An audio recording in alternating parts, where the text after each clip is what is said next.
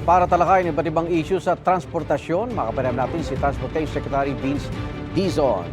Secretary Dizon, magandang umaga po. Magandang umaga po, Kuya Igan. Magandang umaga po. Bakit po inalis sa pwesto si MRT3 General Manager Oscar Bongon? Kuya Igan, kasi nung kumaaga niyo po, nagkaroon ng aberya dito sa MRT3 top station.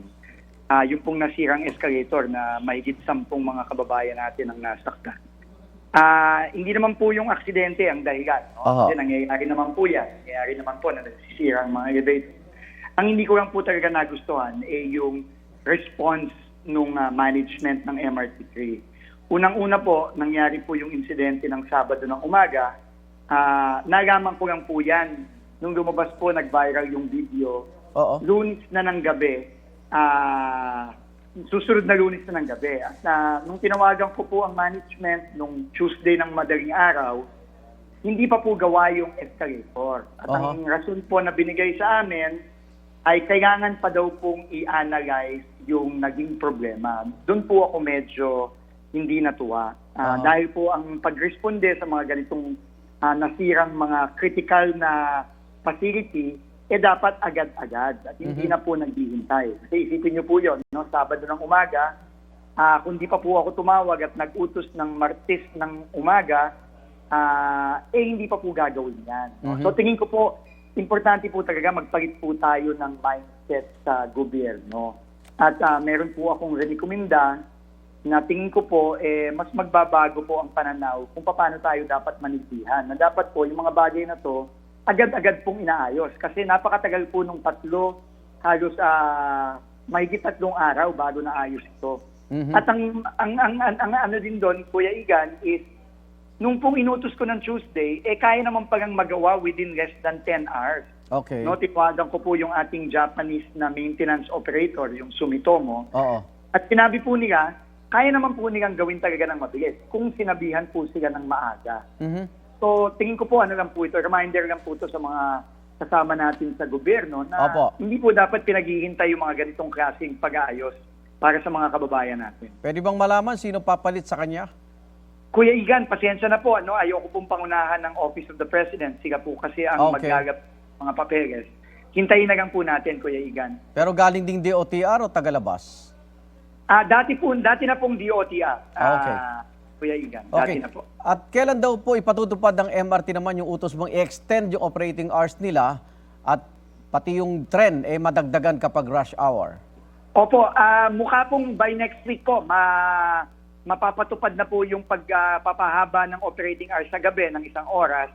At sana po kahit isang tren makapagdagdag na po tayo sa susunod na linggo. Mag-a-announce po kami siguro ng Lunes kung kailan ang exact date para maabisuhan po ang ating mga kababayan. Pagkatapos niyo po sumakay sa MRT, may mga plano ba kayong sakyan din yung ibang mga tren natin? Opo, lahat po ng existing lines, i-inspectionin po natin.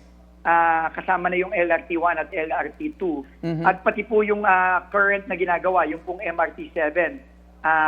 Para po malaman natin kung kailan na po talaga ito mapapa-operationalize para po sa mga kababayan natin. Tren ng PNR, kasama rin? Kasama din po, no? Nagka-aberya nga po nung nakaraang weekend, no? Pero minor lang naman po. Immediately naman pong napaandar. Pero ito na lang po yung natitira sa bandang south natin, no? Sa bandang Quezon papuntang Bicol. Okay. Yung 45 seconds waiting time sa EDSA Bus Carousel, ito ba yung mapapatupad gayong sisimula na rin yung EDSA Rehabilitation, Secretary?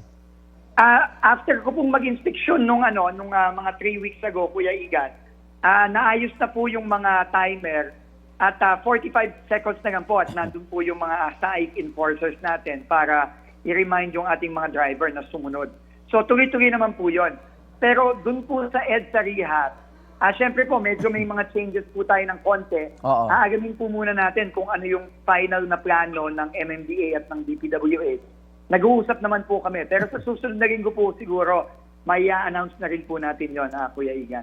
Handa na ba tayo sa magiging epekto sa traffic?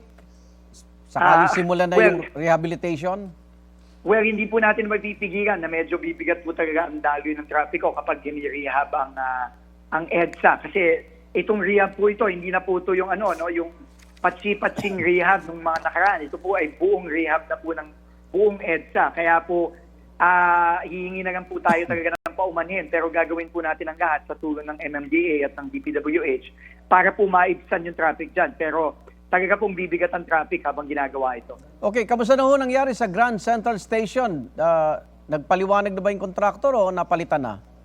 Nag-uusap na po ang contractor at ang ating legal team sa DOTR. Opo. Ang unang step po talaga dyan, Kuya Igan, ay yung termination ng contract. Kasi yun na po ang aking naging desisyon after kung nag-inspect 2 weeks ago. No? Ongoing po sila ngayon, pero hopefully po by next week, may linaw na po tayo dyan. Ang objective lang naman po natin, makamove on na tayo para matapos na po itong napakatagal ng proyektong ito. Maraming salamat, Transportation Secretary Vince Dizon. Ingat. Maraming salamat po, Kuya Igan. Thank you po. Igan, mauna ka sa mga balita, mag-subscribe na sa GMA Integrated News sa YouTube para sa iba't ibang ulat sa ating bansa.